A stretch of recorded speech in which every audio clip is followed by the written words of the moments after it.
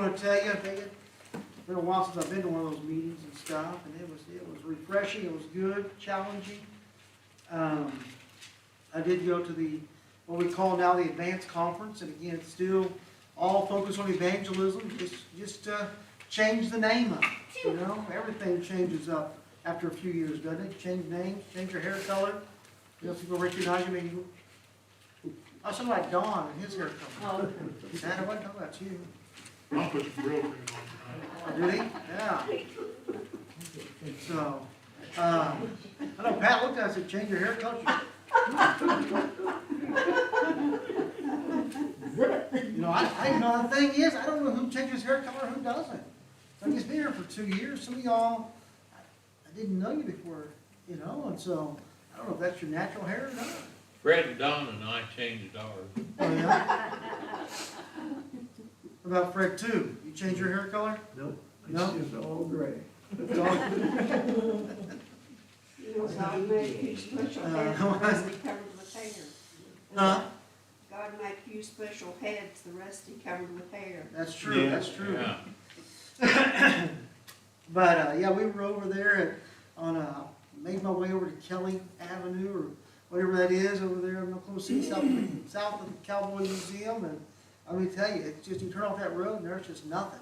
It's just a little 2-lane road. And there's a church there about half a mile down the road on the east side of town, east side of the road there. And it is a historic black church, St. John Missionary Baptist Church. And it's a decent sized church. I mean, yeah, the sanctuary seats 400 or 500 people in it. But I'm gonna tell you, it's organized.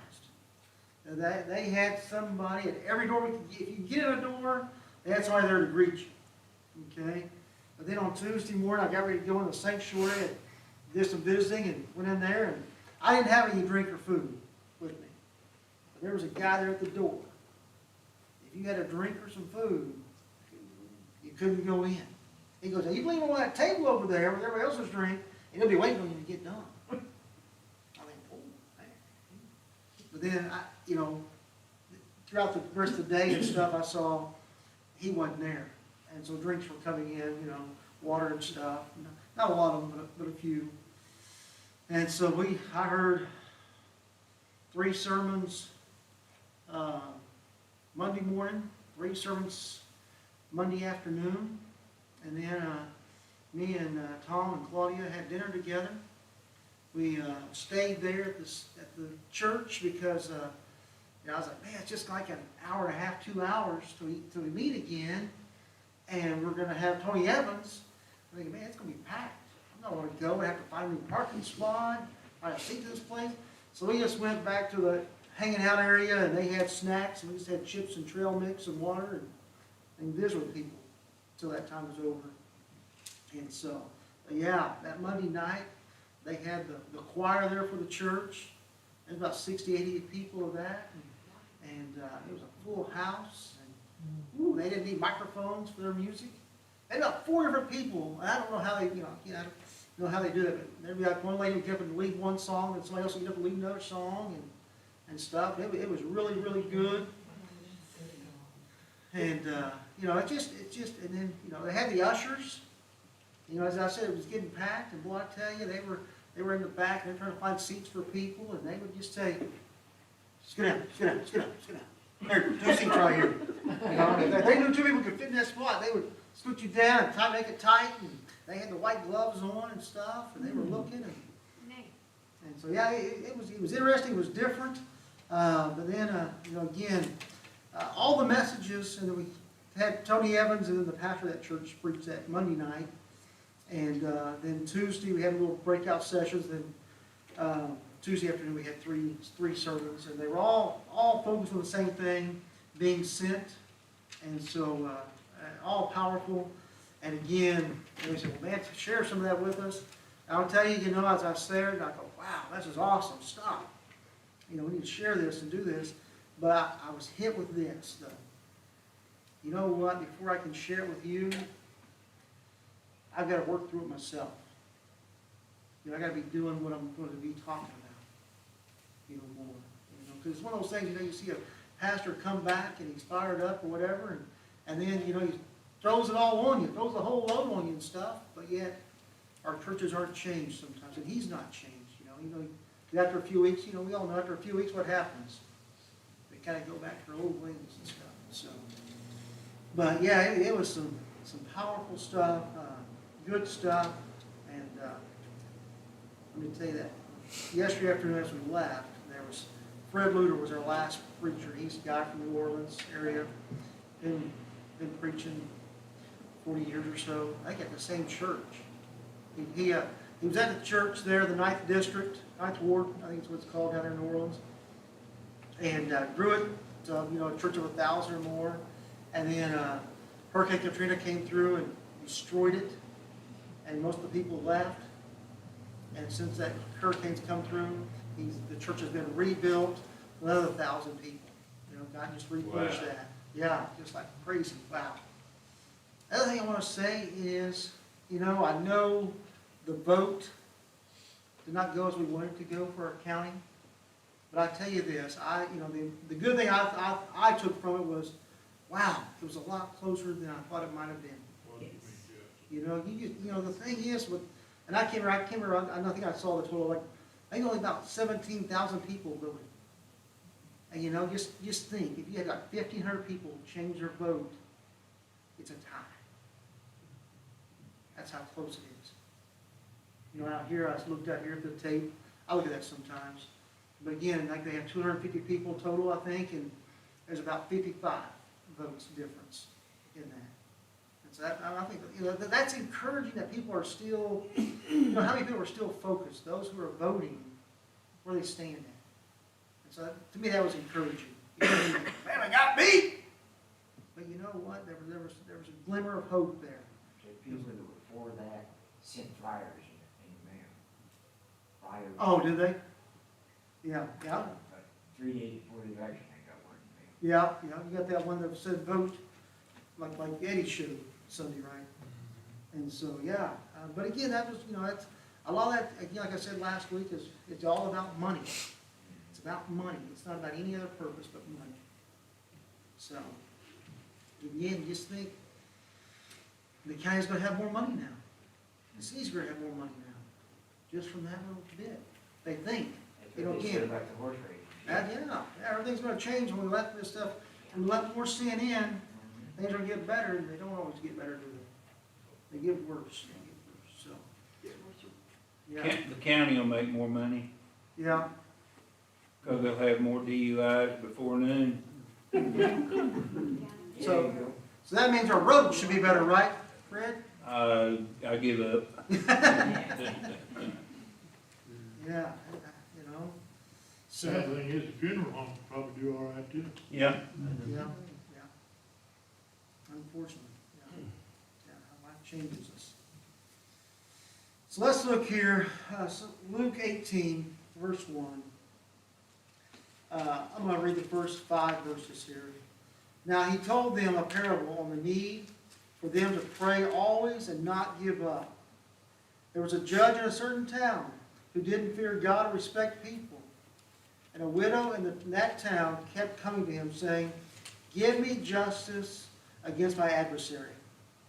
For a while he was unwilling, but later he said to himself, "Even though I don't fear God or respect people, yet because this widow keeps pestering me, I will give her justice, so that she doesn't wear me out by her persistent coming."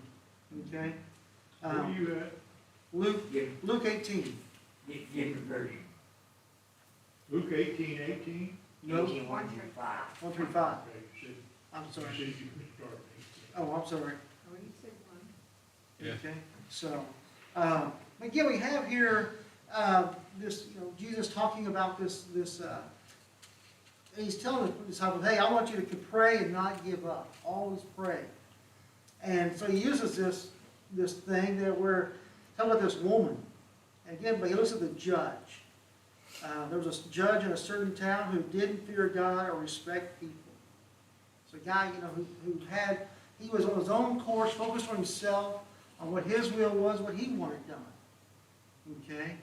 And so, but again, had no fear of God or respect of people. He didn't care what anybody thought. He's gonna do what he wanted to do, and, you know, his way or the highway sometimes. But then this widow, you know, is coming to him, and she wants justice, you know, for her adversary, or against her adversary. Okay? And so she's, you know, this is the thing that's on her heart, on her mind, and she wants him to do something about it. And so she's coming to him continuously, wearing him out all the time about this. And you know, it's one of those things, you know, he can see her coming and know what she's going to say. And there she is. What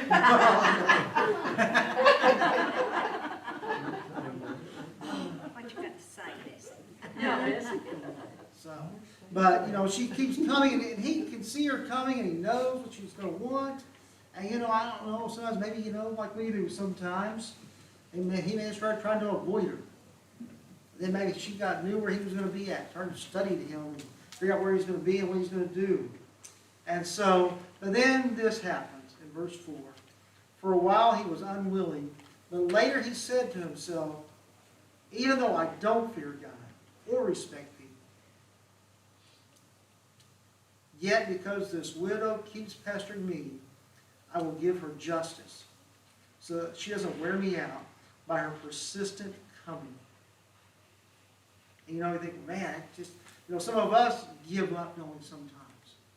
We give up on things because, like, man, there's no hope. Luke 18 there, verses 1, or verse 5 now, or the first 5 down. But we give up knowing. We stop because, you know, there's no answer, it's not happening. So then what sometimes we do, like I said last week, we start going a different direction. We're going to find a way to get this solved. If this web path isn't going to get it done, then I'm going to go over here and get it done. Do it my way sometimes, or a different way. And so this lady goes, you know what? She realized that seeing that judge and him doing what he needed to do was the only way it was going to get done. There was no other way to do it rightly. And so she kept coming to him. And so really what Jesus is saying here is this to us, is keep coming to me with your prayer request. Keep coming to me with what you want done. You know, don't stop.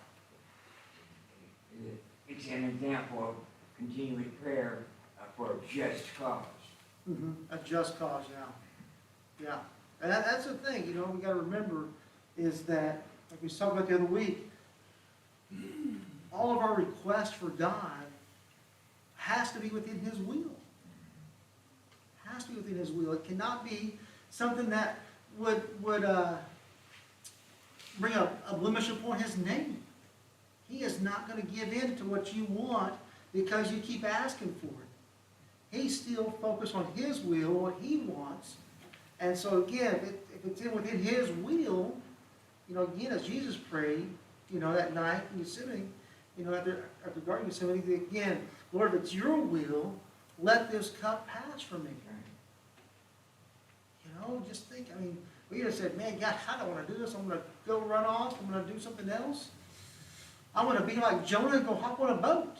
So I don't have to take this cross. But Jesus said, whatever your will is, let it be done. And that's the thing for us. Our prayers have to be within God's will. And again, when He doesn't answer our prayers, we just need to be patient so we can see what He has planned for us. Because He does have a purpose for everything. And so, but again, you see this guy who, you know, didn't care about anybody, didn't care about God. And she pesters him enough. And finally says, I give mercy. I give up. Here, I'm going to do what you want me to do. And so, again, we don't know what the adversary was, in a sense. So, but again, it was something that she wanted some justice for that one. Okay? And so let's look here at verse 6 and see how Jesus kind of explains this a little bit. 6 through 8. Then the Lord said, listen to what the unjust judge says. Will not God grant justice to His elect who cry out to Him day and night? Will He delay helping them? I tell you that He will swiftly grant them justice. Nevertheless, the Son of Man comes when the Son of Man comes, will he find faith on earth? Find faith on earth. So again, he's talking about, current things, but then he says there at the end, he goes, when Christ, basically, he's talking about himself, the Son of Man, when he comes, will he find faith on earth? You can change it, will you really find faith? Will he really find faith? Yeah, that's, that's the thing too. I like that word too, really. Real faith. Will he find real faith? Real godly faith? Will he find just a faith, God, I believe in you. I'm reading your word, but do you really have faith? Again, we talk about these last couple of weeks, again, that focus on God. Are you trusting him totally in everything going on in your life? Are you not being swayed by what's happening in this world? Because again, the things we've talked about, they are scary things. It brings us to worried about people. Changing some of our lifestyle because we're afraid of what's going to happen. Instead of, are we focused on what God wants us to do in our lives and what He called us to do? And again, I'm going to say this because again, this is what the Advanced Conference was really about. The theme was called Sent. And again, what is the one thing that God has called us to do? Make disciples. Make disciples. It's to go out and make disciples. Tell others about Christ. Make disciples. And then again, what does that look like? That means, as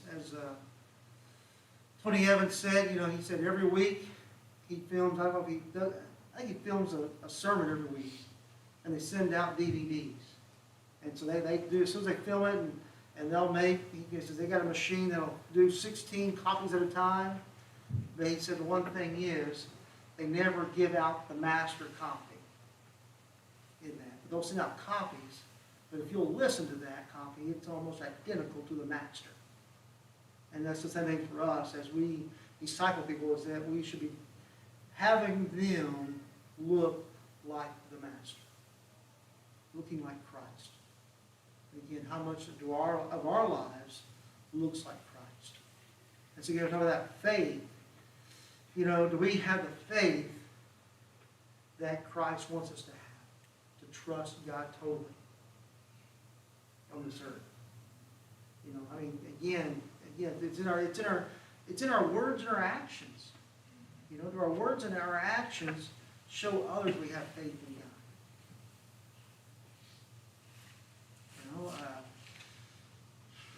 When we doubt what's going on in the world, who's in charge, we doubt what they're doing, does that show that we have faith in God? Or relying upon some system in our world? So again, Jesus is, that's one thing for us today is will he find faith on earth? Real faith. Real faith. We're all evangelists each and every day by the way we live our lives. Yeah, we are. People are watching, rest assured. Yeah. They should watch us extra carefully because especially if they know we're Christians, they're watching for us to mess up. Mm-hmm. Mm-hmm. Yeah, what we do encourages others. That's what they do. Right. And as little as we think we, again, I even tell youth, hey, you know what? You think you're nobody, nobody's watching you. Every little kid's watching you. Right. What you do in your actions. Right. And again, touch home here a little bit. Again, what I do at my house. You think, well, man, nobody's watching. Well, my boys are watching me. My wife's watching me. Your My neighbor's neighbors. probably watching you. Well, I got a big hot fence up. My neighbors can't catch me at home. So my one neighbor's like, man, you're never home. Well, they're not much. Pat, you have something? Well, I was gonna say that my mother, she used to, when we'd have a problem or something in the country, whatever words that she would say is, where is your faith? Are you depending on God to do this, to help you with it? Like right now, I'm tempted to call Kate News. Because the company is not getting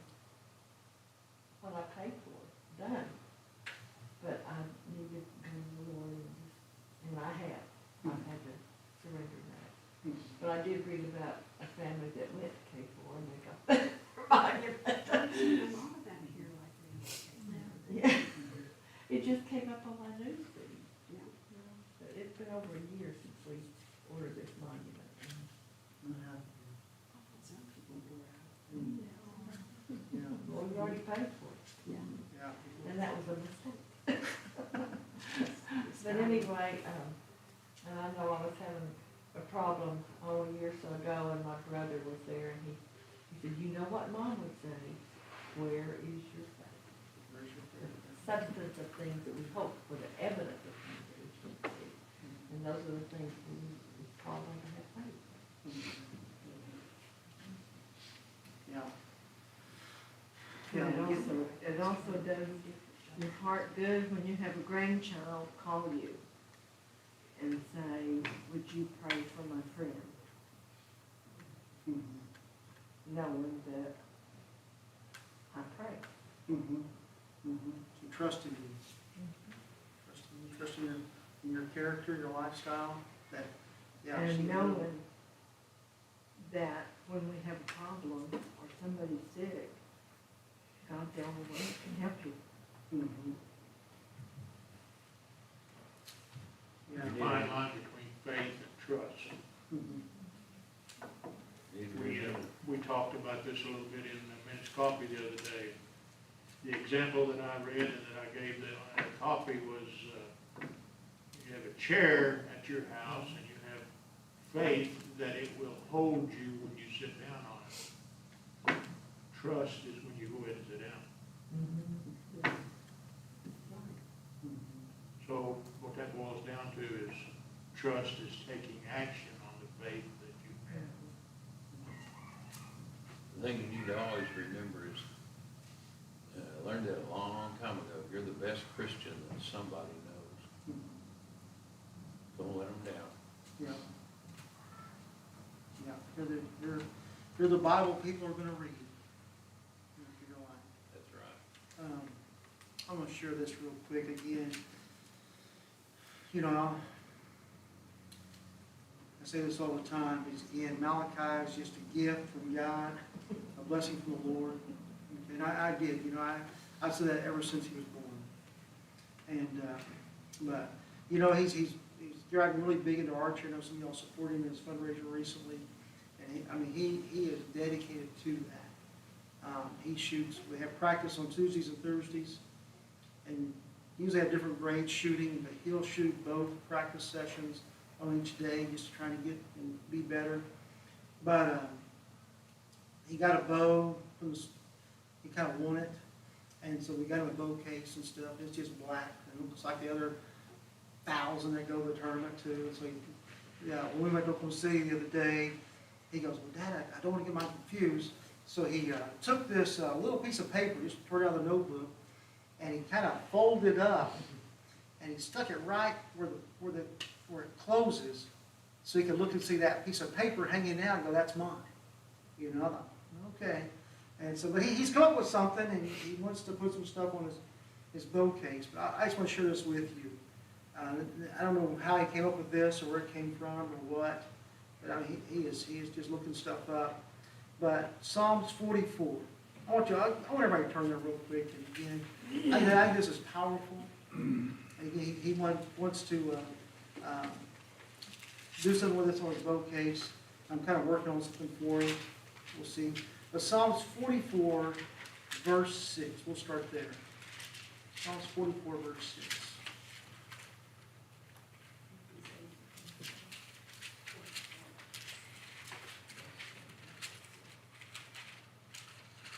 It says here, "For I do not trust in my bow, and my sword does not bring me victory. But you give us victory over our foes, and let those who hate us be disgraced. We boast in God all day long. We will praise your name forever." And that verse 6, I thought, wow, that, you know, I do not trust in my bow. I thought, wow, you know, he's shooting archery. You've got to trust in your bow with you.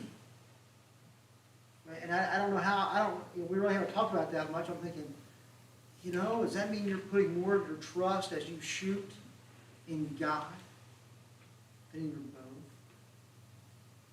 And again, I guess what the psalmist is saying here, you know, I know I've got a bow and I've got a sword. But let me tell you, I'm depending upon the Lord in all this, because those things, you know, are not powerful without God leading my life. And again, having your faith in the Lord and not in stuff.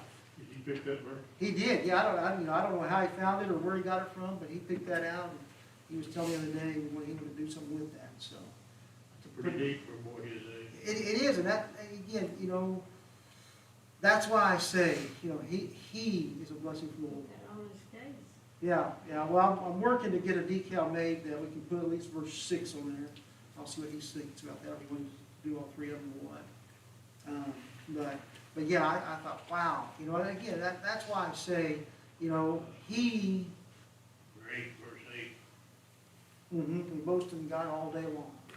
Is that what yours says? It says, in God we boast all day long and praise your name Yeah. forever. And so again, you know, when I talk about him, he is nothing, you know, again, the day he was born, our pastor at the time came and saw him, and he goes, man, you guys did a good job.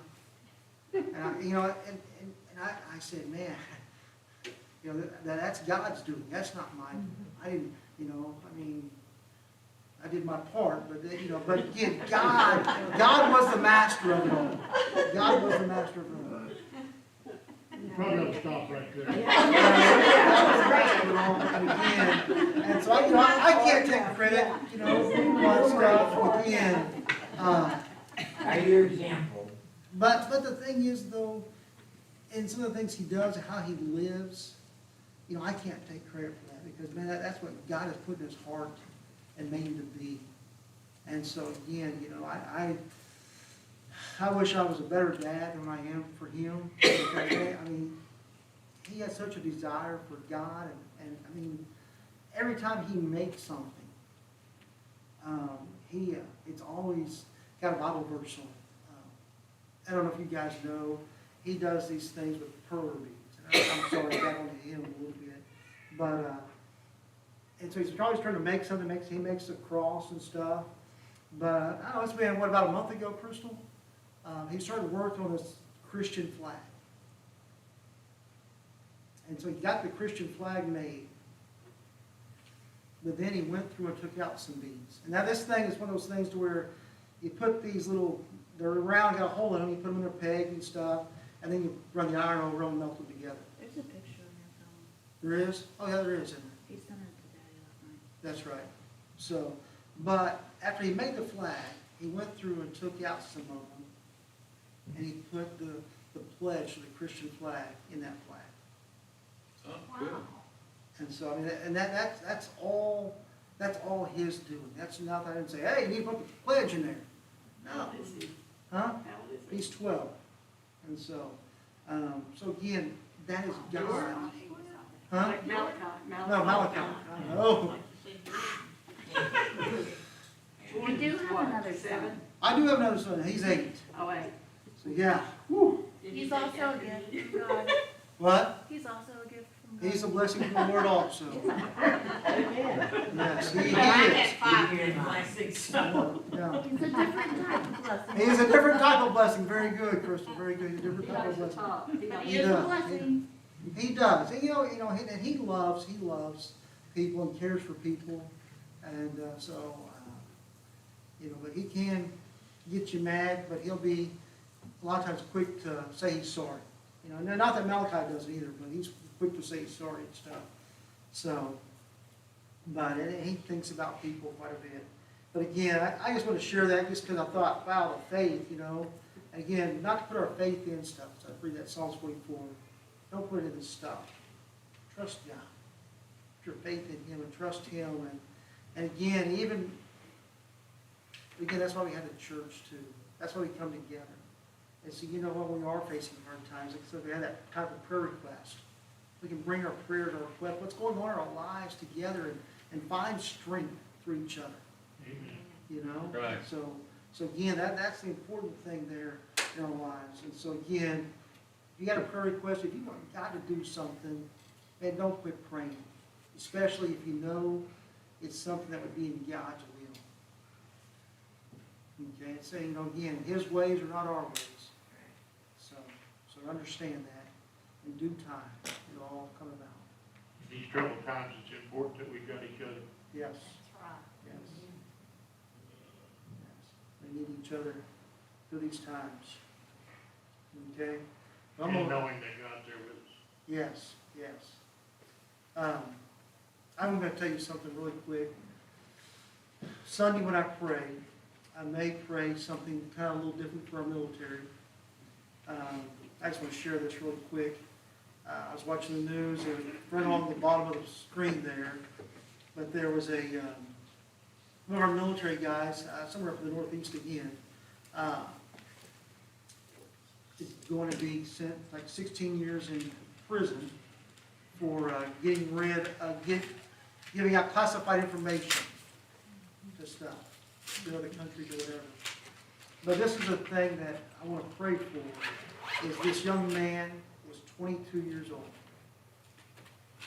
And the thing I thought about, I guess God spoke to me during that time, this young man saw hope of maybe some success or something through giving that to some other country. I don't know if there was money involved and paid him off, but he thought, man, this will be, I can make some money with this. At 22 years old. And again, they're smart people, if you're the military, but again, that our military men and women would not be distracted by wealth or whatever it is that's causing some of this. That these young men and women are just starting their lives, and just think, I think I said 16 years. So you just think he'll be 40 years old. Well, that was better than getting killed. Well, yeah, but Because back when I was, I don't think I was married to the Rosenberg. Yeah, They were both hanged yeah.